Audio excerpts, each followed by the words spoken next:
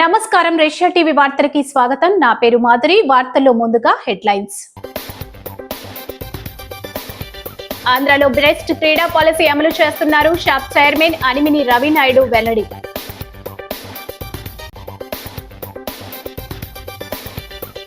జాతీయ ST commission సిఫారసులు అమలు చేయాలి.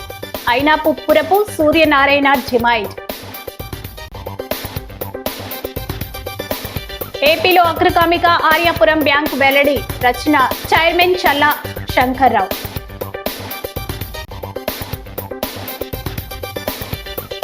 దివ్యాంగుల పెన్షన్లు రద్దు చేస్తే ఆందోళన. జాతీయ అధ్యక్షుడు కొల్లి నాగేశ్వరరావు వెల్లడి.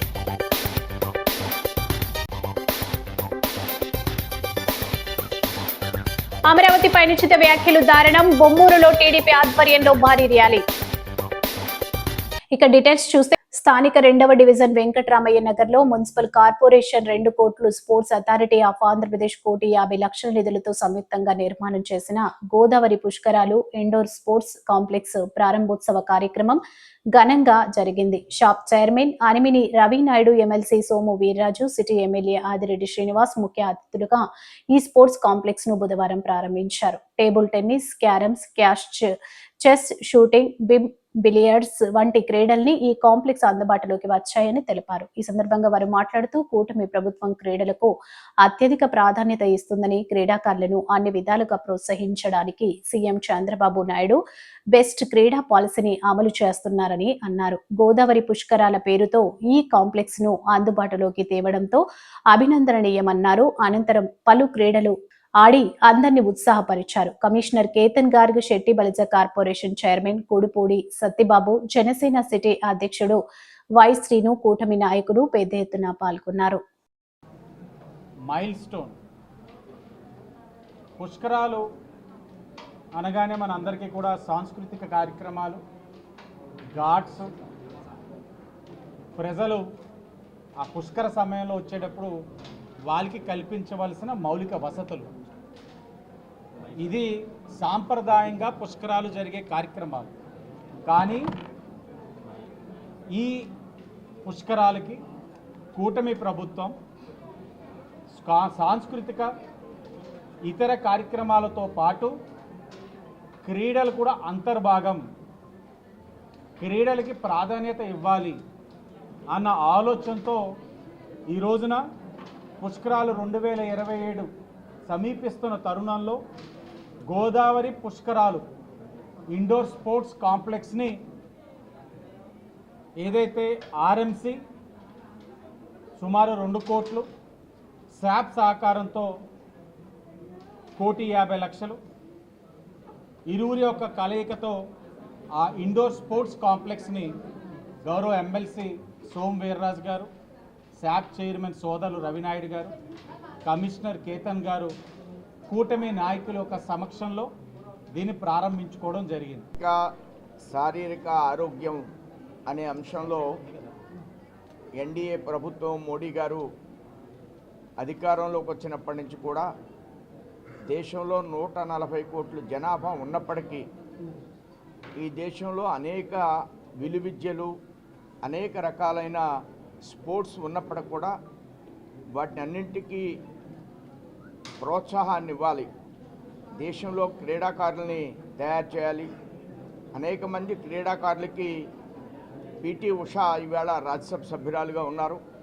మాటలు చెప్పడం కాదు, చేతలతో మండల స్థాయి దాకా గ్రామాల్లో ఈ క్రీడలను ప్రోత్సహించాలి.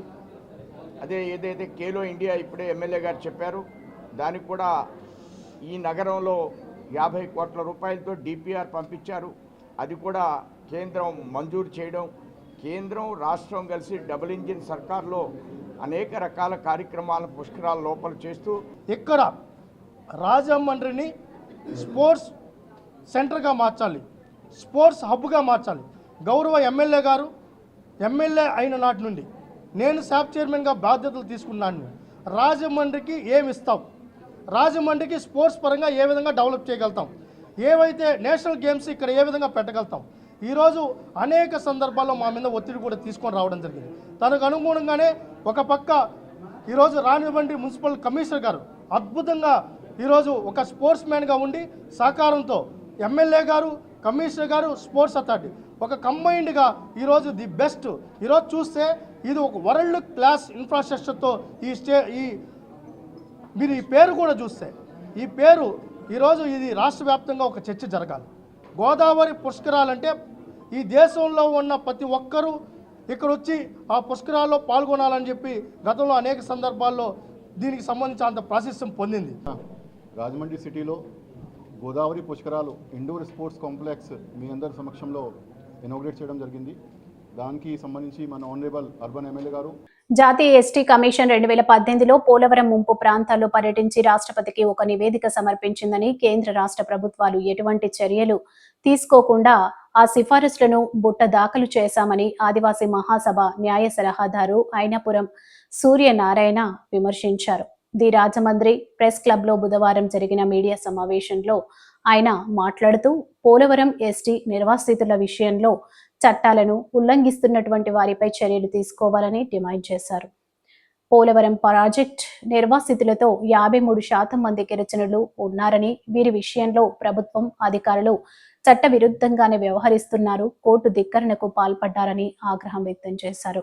ఈ చట్ట ఉల్లంఘన నిరంతర ప్రక్రియగా కొనసాగుతుందని, ఇందుకు బాధ్యులైన వారందరూ BNS 111 ప్రకారం నేరం చేసినట్లుగానే భావించి వారిపై చర్యలు తీసుకోవాలని డిమాండ్ చేశారు. పోలవరం నిర్వాసితులైన ఎస్టీలకు న్యాయం జరిగే విధంగా పోలవరం ముంపు ప్రాంతంలో పర్యటిస్తున్న ఎస్టీ కమిషన్ చర్యలు తీసుకోవాలని ఆదివాసీ మహాసభ డిమాండ్ చేస్తుందన్నారు. ఆదివాసీ మహాసభ నాయకులు పాల్గొన్నారు. ఈ రోజు రేపు ఎల్లుండి 3 రోజులు పోలవరం ముంపు ప్రాంతాల్లో పర్యటిస్తున్నారు. ఈ సందర్భంగా మీడియా ద్వారా వారి దృష్టికి తీసుకెళ్లేది ఏంటంటే 7 సంవత్సరాల క్రితం 2018లో జూన్ నెలలోనే అప్పుడు ఇంతకంటే ఫుల్ టీమ్ అంతా వచ్చారు. నేషనల్ ఎస్టీ కమిషన్ వాళ్ళు ముంపు ప్రాంతాల్లో పర్యటించి ముఖ్యమంత్రికి రిపోర్ట్ ఇచ్చారు, రాష్ట్రపతికి నివేదిక ఇచ్చారు. అప్పుడు చేసినటువంటి 10 సిఫార్సులు ఏదైతే ఉన్నాయో ఈ 10 సిఫార్సుల్లో ఏ ఒక్కటి కూడా కేంద్ర రాష్ట్ర ప్రభుత్వాలు ఇప్పటివరకు కూడా అమలు చేయలేదు. ఈ పరిస్థితుల్లో 2014 నుంచి వచ్చినటువంటి కొత్త భూసేకరణ చట్టాన్ని పాటించట్లేదు, అలాగే పేసా చట్టాన్ని పాటించట్లేదు. అరకొరగా 14 లక్షలు ఇవ్వాల్సిన చోట 2014లో ఇచ్చి కాంపెన్సేషన్ 2025లో ఇస్తున్నారు. 14 లక్షలు ఇవ్వాల్సిన చోట 7 లక్షలు లోపే ఇస్తున్నారు. అలాగే భూములకి నష్టపరిహారం కూడా చట్టంలో ఇవ్వాల్సిన దానికన్నా కూడా సగం కూడా ఇవ్వటం లేదు, అందులో 3వ వంతు కూడా ఇవ్వనటువంటి పరిస్థితి ఉంది. డీఫారం పట్టాలకు అయితే 2 లక్షలే ఇచ్చారు చాలా చోట్ల. ఇంత వేరియేషన్ చూపించి హైకోర్టు తీర్పుల్ని, తర్వాత కొత్త భూసేకరణ చట్టాన్ని, పేసా చట్టాన్ని అన్నింటిని కూడా అధికారులు ఉల్లంఘిస్తున్నారు. ప్రధానంగా ఈ భూమి కావాల్సినటువంటి పోలవరం ప్రాజెక్ట్ అథారిటీ జిల్లా కలెక్టర్ దగ్గర, R&R కమిషనర్ దగ్గర లెటర్ పెట్టాలి. ముందు లెటర్ పెట్టి వాళ్ళు ఫీజిబిలిటీ వాళ్ళు చూసుకున్న తర్వాత మీరు డిపాజిట్ చేయండి అన్నాక డిపాజిట్ చేసిన తర్వాత మాత్రమే భూసేకరణ మొదలు పెట్టాలి. అప్పుడు కరెక్ట్గా వీళ్ళు ఎంత క్యాలిక్యులేషన్ చేసుకుంటారు, R&Rకి ఎంత ఇవ్వాలి, భూసేకరణకి ఎన్ని ఎకరాలకి నష్టపరిహారం ఇవ్వాలి, ఈ అంచనా అంతా వేసుకున్న తర్వాత వీళ్ళు డిపాజిట్ చేయమంటారు. ఆ మేరకు డిపాజిట్ చేయాలి. కానీ ఎక్కడా కూడా లెటర్స్ వాళ్ళు పెట్టట్లేదు, వీళ్ళు ఇష్టం వచ్చినట్టు భూసేకరణ చేసేస్తున్నారు. ఇంకా భూసేకరణ చేసిన తర్వాత కూడా ఇంకా పెండింగ్ ఎందుకు ఉండిపోతుంది మరి అంటే ముందుగానే వాళ్ళు అప్లికేషన్ పెట్టట్లేదు. వీళ్ళేమో సరైనటువంటి దానికి ధర నిర్ణయించి వీళ్ళు చేయకపోవడం వల్ల, డిపాజిట్ చేయకపోవడం వల్ల వచ్చినటువంటి అనర్థాలు ఇవన్నీ కూడా. ఈ నెల 15వ తేదీ ఆదివారం ఉదయం 8 గంటల నుంచి స్థానిక మున్సిపల్ స్టేడియంలో బ్యాంక్ సాధారణ మహాజన సభ నిర్వహిస్తున్నట్లు చల్లా చెప్పారు. మధ్యాహ్నం 3 గంటలకు స్టేడియం వద్దనున్న శ్రీ వెంకటేశ్వర గంట గనిరాజు కళ్యాణ మండపంలో సభ జరుగుతుందని తెలిపారు. ది రాజమండ్రి ప్రెస్ క్లబ్ లో బుధవారం జరిగిన మీడియా సమావేశంలో ఆయన మాట్లాడుతూ ఎన్నికల సమయంలో ఇచ్చిన హామీ మేరకు ఏడాది తిరగకుండానే ది ఆర్యాపురం బ్యాంక్ ని మళ్లీ అభివృద్ధి బాటలోకి తెచ్చామని, ఇదే ఒరవడితో ముందుకు వెళ్తూ ఏపీలో అగ్రగామి బ్యాంకుగా నిలబెడతామని బ్యాంక్ చైర్మన్ చల్లా శంకర్రావు ప్రకటించారు. గత పాలక మండలి నిర్వాకంతో 22.45% చేరుకున్న ఎన్పిఏ 5.71% తగ్గించి బ్యాంకుని మళ్లీ పూర్వస్థితికి తెచ్చి మెంబర్లకు ఆగిపోయిన డివిడెంట్ ను 2024-25 సంవత్సరానికి అందించబోతున్నామని తెలియజేయడానికి గర్వంగా ఉందన్నారు.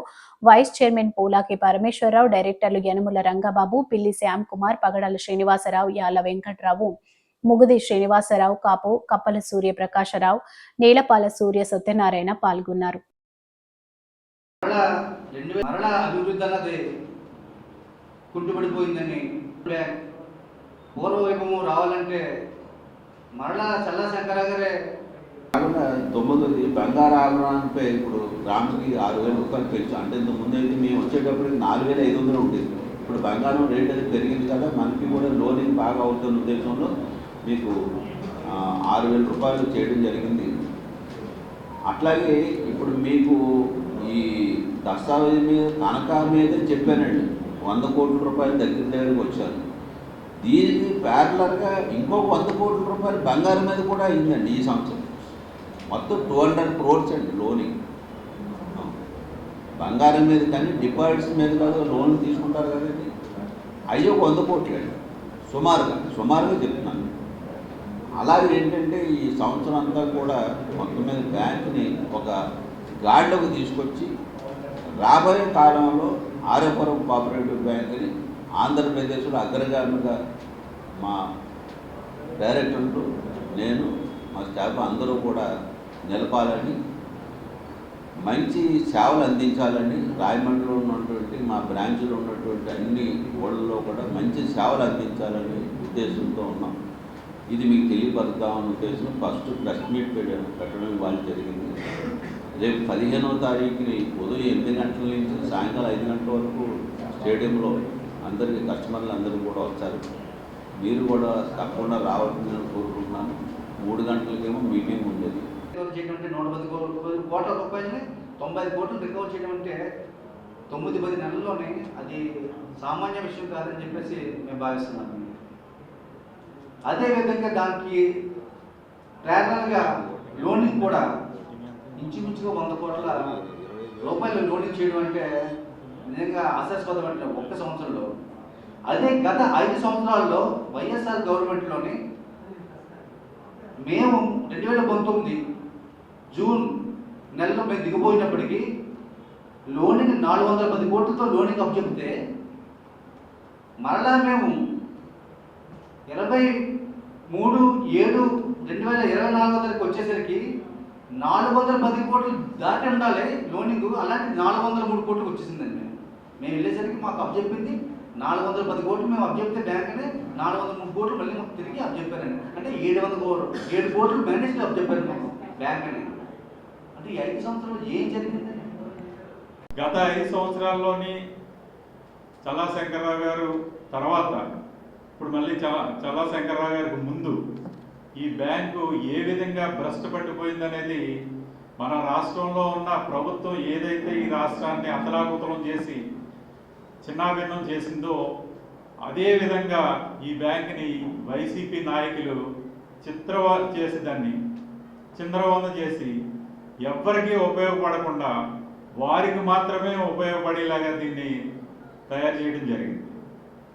దీన్ని మళ్ళీ ప్రజలు ఎంతో ఆశతోటి ఎదురు చూసి ఎవరు వస్తారా ఈ బ్యాంకును ఆదుకుంటారా అని ఎదురు చూసిన సమయంలో సరిగ్గా ఎన్నికలు రావడం, బీజేపీ, జనసేన, తెలుగుదేశం నాయకులు అందరూ కలిసి కూటమిగా ఏర్పడి ఏదైతే కేంద్రంలోని రాష్ట్రంలోని ప్రభుత్వాలు నడిపి ప్రజలను మన్ననలు పొందుతున్నారో అదేవిధంగా రాజమండ్రి ఆర్యపురం అర్బన్ బ్యాంక్ ముఖ్యమంత్రి నారా చంద్రబాబు నాయుడు డిప్యూటీ సీఎం పవన్ కళ్యాణ్ వారి జేబుల్లోంచి తీసి దివ్యాంగులకు పెన్షన్లు చెల్లించడం లేదని, రాష్ట్ర ప్రజల సొమ్మునే ఇస్తున్నారనే విషయాన్ని గ్రహించాలని అఖిల భారత దివ్యాంగుల హక్కుల వేదిక జాతీయ అధ్యక్షుడు కొల్లి నాగేశ్వరరావు పేర్కొన్నారు.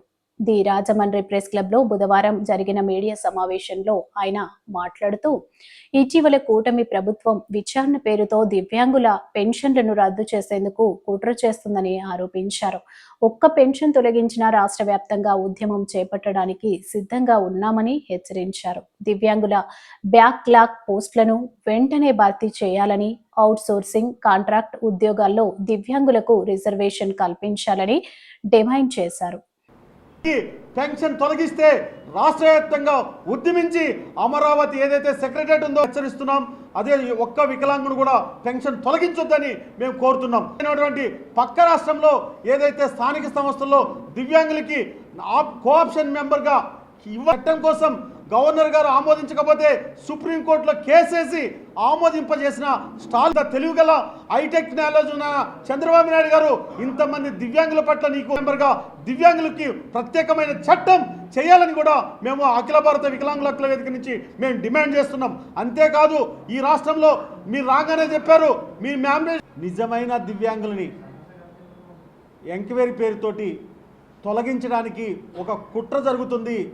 అది చంద్రబాబు నాయుడు గారా పవన్ కళ్యాణ్ గారా ఎవరి నాయకత్వంలో జరుగుతుందో మాకు తెలియని పరిస్థితిలో ఉంది. ఈరోజు దివ్యాంగులు వాళ్ళ జోబీలోంచి చంద్రబాబు నాయుడు జోబీలోంచి మాకు పెన్షన్ ఇస్తలేడు, పవన్ కళ్యాణ్ జోబీలోంచి మాకు పెన్షన్ ఇస్తలేరు. రాష్ట్ర ప్రజల సొమ్ము ఏదైతే వాళ్ళు ఎన్నికల హామీలో నిలబెట్టుకోవడం కోసం వాళ్ళ ఓట్ల కోసం మాకు పెన్షన్ పెంచి మా డబ్బులు ఇస్తుంటే అది కూడా తీసేయడానికి కాళ్ళు లేని చేతులు లేని మాటలు రాని కళ్ళు లేని దివ్యాంగుల పెన్షన్ని తొలగించడానికి ఈరోజు కుట్ర చేస్తుంది రాష్ట్ర ప్రభుత్వం. అది కానీ రాష్ట్ర ప్రభుత్వం కుట్రని చేయిస్తే మీ అంతు చూడడానికి అఖిల భారత వికలాంగుల హక్కుల వేదిక సిద్ధంగా ఉంది. రాష్ట్ర వ్యాప్తంగా దివ్యాంగులందరినీ రోడ్ల మీదకి తీసుకొచ్చి మీ అంతు చూస్తామని కూడా రాష్ట్ర ప్రభుత్వాన్ని మేము హెచ్చరిస్తున్నాం.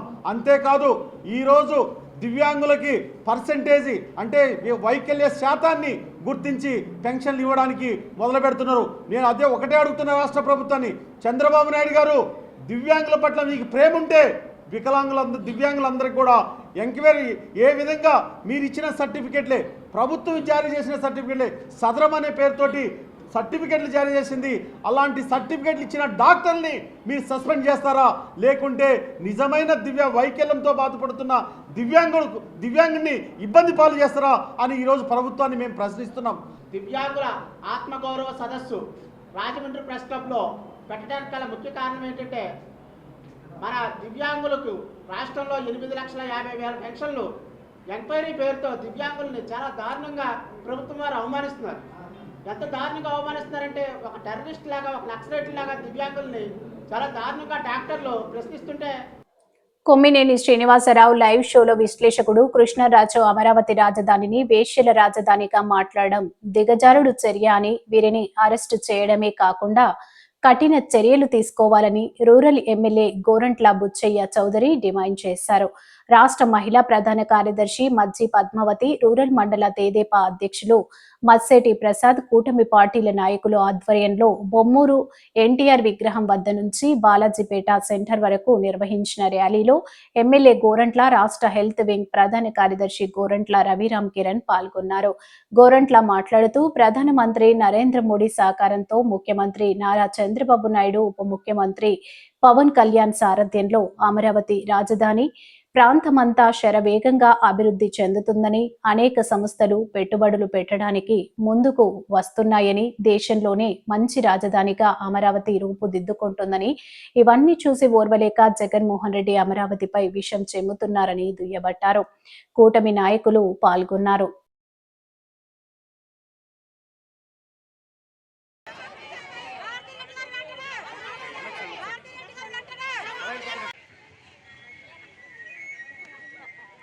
రాజధాని ప్రాంతంలోనే ఉన్నాడు.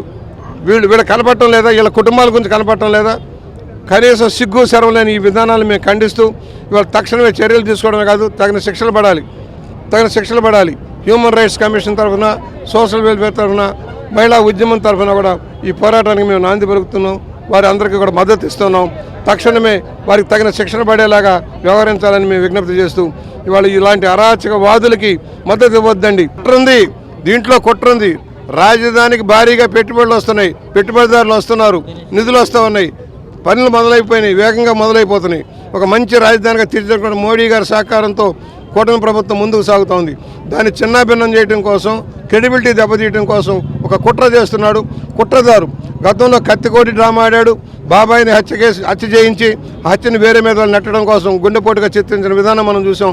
ఇలాంటి అంతగా రాజకీయాలు చేసే జగన్మోహన్ రెడ్డిని తక్షణం రాష్ట్రం నుంచి బహిష్కరించాలని మేము డిమాండ్ చేస్తూ ఉన్నాం. దిగజారుడు వాటల వల్ల మన ఆంధ్రప్రదేశ్ రాష్ట్ర ఇమేజే కాకుండా మనందరం కూడా అబాస్పాలవుతున్న పరిస్థితిలో మేమందరం కూడా ఇవాళ రాజమండ్రి రూరల్లో మన ఎమ్మెల్యే గోరంట్ల బుచ్చయ్య చౌదరి గారి ఆధ్వర్యంలో మన తెలుగు మహిళల ఆధ్వర్యంలో ఇవాళ మేమంతా కూడా బొమ్మూరు నుంచి బాలాజీపేట సెంటర్లో ఒక నిరసన ర్యాలీని మేము నిర్వహించడం జరిగింది.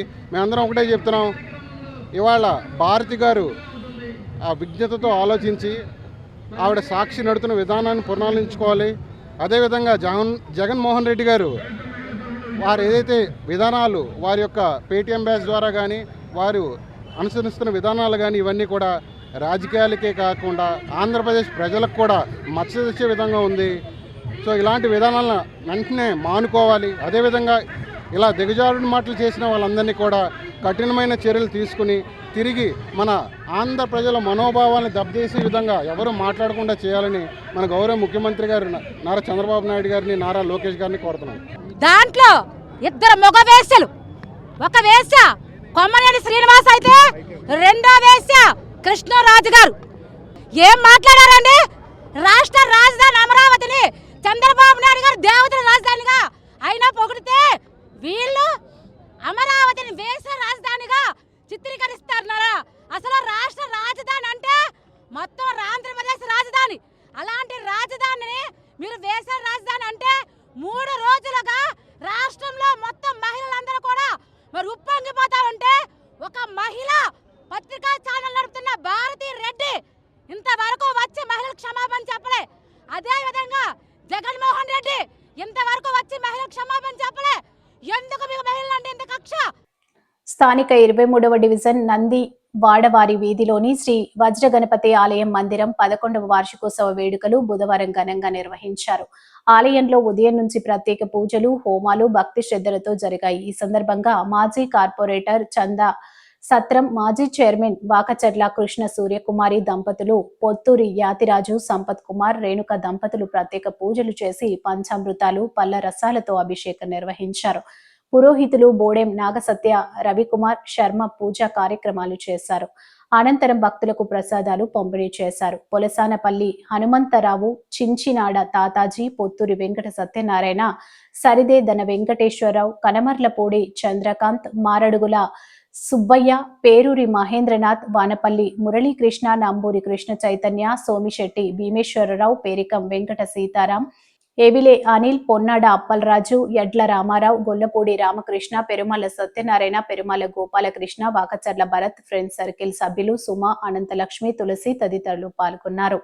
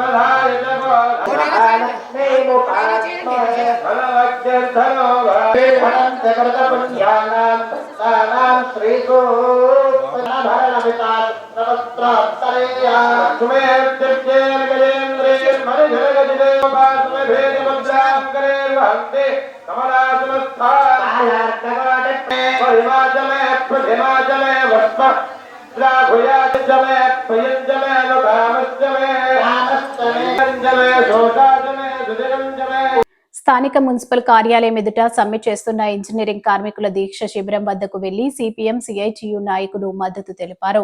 ఈ సందర్భంగా సిపిఎం జిల్లా కార్యదర్శి టి అరుణ్, సిఐటియు జిల్లా ప్రధాన కార్యదర్శి బి పవన్ మాట్లాడారు.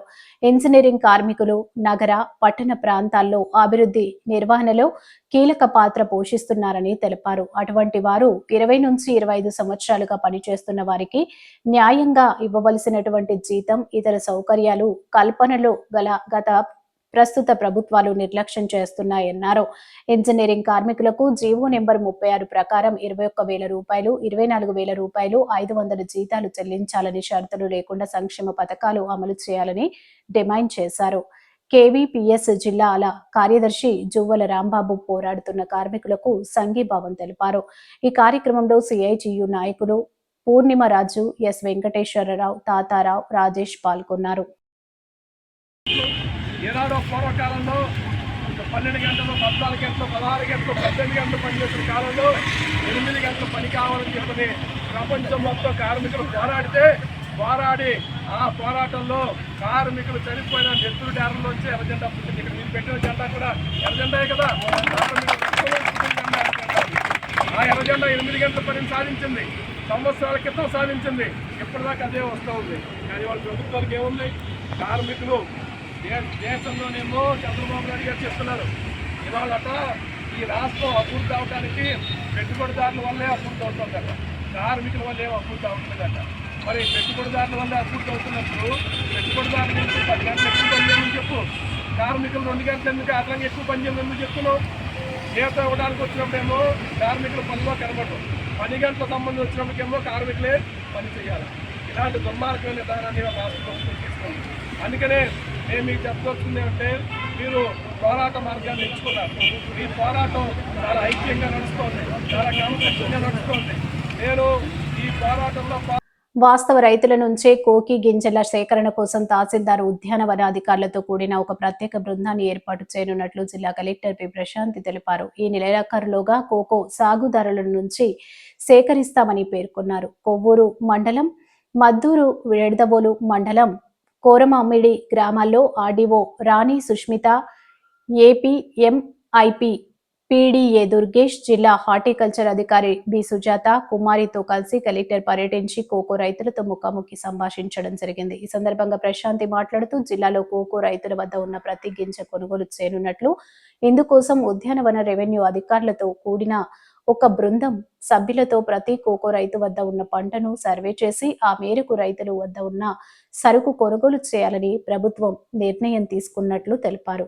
కిలో 500 రూపాయల చొప్పున రైతుకు ధర చెల్లిస్తే ప్రభుత్వం 50 రూపాయల చొప్పున కంపెనీలకు రియంబర్స్మెంట్ చేస్తుందని పేర్కొన్నారు.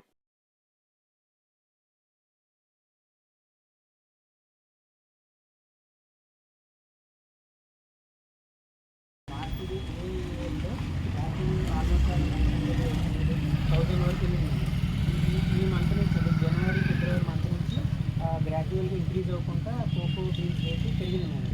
అలా పెరగడం వల్ల కొంతమంది ఎఫోర్డ్ చేసుకోగలిగిన ఫార్మర్స్ ఏంటంటే చేస్తే గొల్లమోత వస్తుంది కాయ. ఈ రోజుల్లో ఈ రంగు వస్తుంది అంటే చేతపట్లో గట్ట అయితే పండుపోద్ది బాగా. తర్వాత ఈ లోపల ఈ పిక్కలు ఉంటాయి.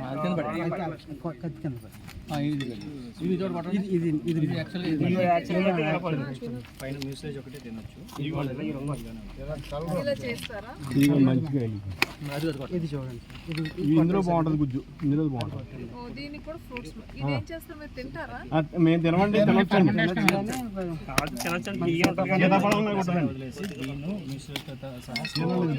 ఇది సెపరేట్ గా సప్లిస్తుంది మేడం, బాగుంటది.